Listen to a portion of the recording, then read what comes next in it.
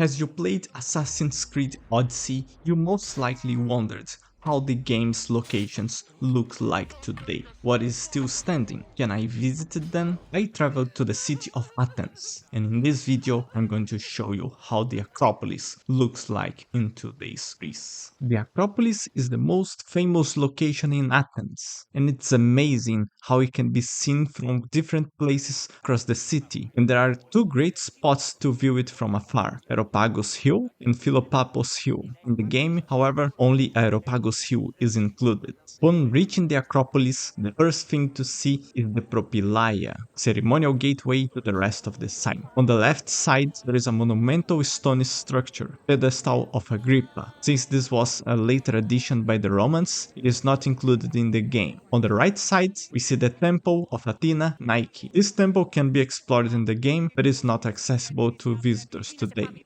Propylaea was built during Pericles' rule, and it was one of the first monumental gateways in history. Besides serving as an entrance to the Acropolis, it also had a ceremonial purpose. Just like in the game, the Propylaea gateway is magnificent, and as you walk through it, you can admire some of the remaining columns and walls. Today, all the columns, temples, and statues appear without color, but in ancient times, they were fully painted, as depicted in the game.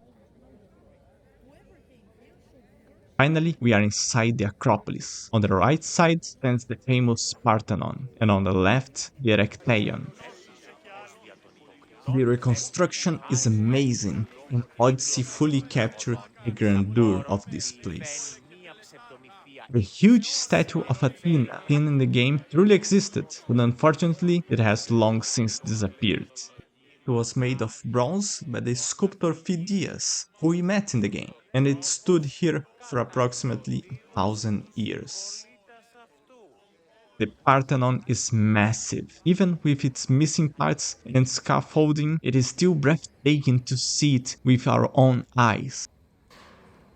The temple was built in the 5th century BC, after the victory over the Persians, and it was dedicated to the goddess Athena. If we look around, we can see the whole city from here.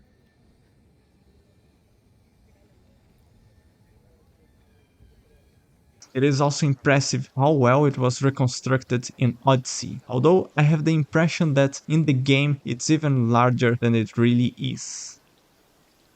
I also need to add here that if you want a full experience, don't miss the Acropolis Museum. You'll find there many original marble sculptures, as well as some reconstructions of those that are in the British Museum. One difference that I noticed was that in Odyssey, friezes that we see in the Parthenon don't really match the real ones, and they are also of bronze instead of marble. We can walk around all sides of the temple, but inside we can only visit in Odyssey.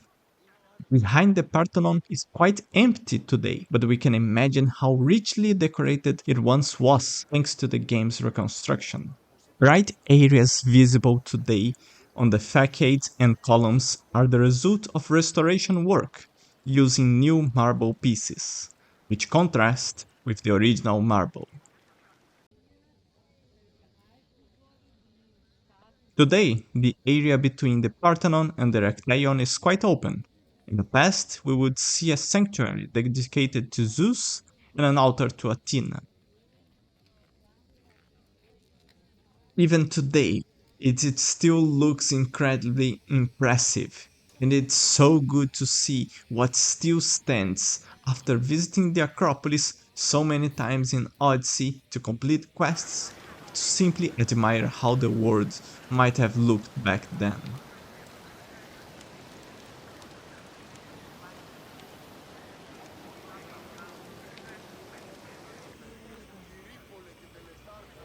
The Erechtheion, also known as the Temple of Athena Polias, is equally impressive and well preserved, making it great to compare with its depiction in Odyssey. Porch of Maidens features the famous 6 columns shaped as young women, known as the Caryatides. The ones we see here today are reconstructions. 5 of the originals are in the Acropolis Museum, and the last one is in the British Museum. The Erechtheion accommodated different cults. One chamber was dedicated to Athena, and another to Poseidon Erectus. In the game, we have this distinction, with different shrines and statues in each chamber.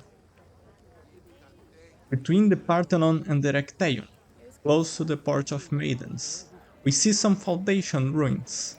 These are the remains of the old temple of Athena that existed but was destroyed during the Persian invasion in 480 BC.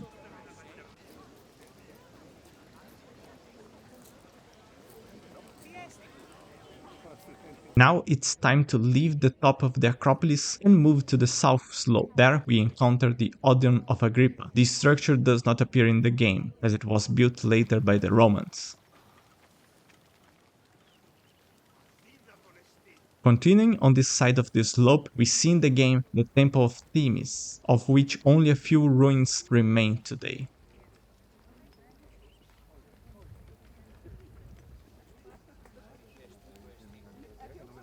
Next, we reach the Theather of Dionysus, the oldest theater in the world. Even in ruins, it still looks impressive today. If you walk to the right of the theater in Odyssey, you'll see the Odeon of Pericles. It appears impressive in the game, but only a few stone foundations survived until today.